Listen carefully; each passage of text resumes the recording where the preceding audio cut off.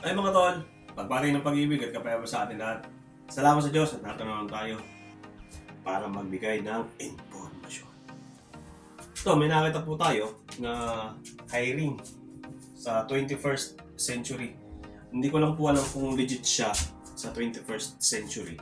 Pero base po rito sa kanyang post, ito po. Makita niyo po sa baba, may email address m.depedro at 21st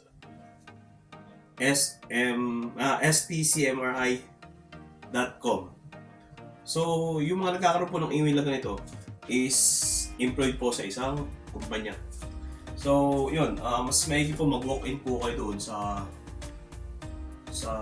to? Sa kanilang agency para ma-verify nyo. Pero legit po itong 21st century. Ito rin po yung yung kanyang yung kanyang license to operate o yung valid license pala. Yun. Ang sabi dito, we're looking at trailer driver who have experience in 18 gear. Ito po yung mga road ranger. Yung mga double clutch. So, this is log industry transport. So, sa mga laging industry sa mga bundok, yung mga kahoy. Yun, 3 years sa relevant working experience daw. Yun, syempre dapat may code 8. Employer interviews is via online. So, punta talaga kayo dun sa para ma-verify nyo talaga kung ano. Kasi, kayo mismo yung makakaalam. Pero, ako, guide lang para may license sila. Tapos ito nga, yung email address is para namang legit. Yun, saka daw, just send us updated CV with detailed job description, photos, and video of the trailer you drive.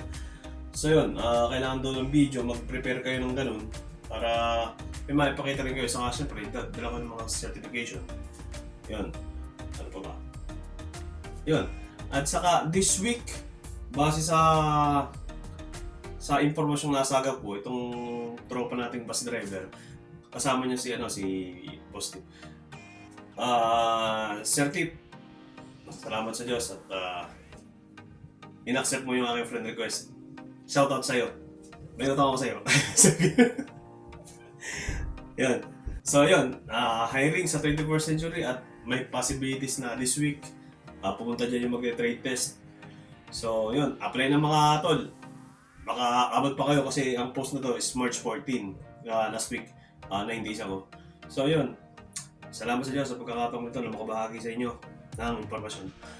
See you next vlog. Pag-ibig.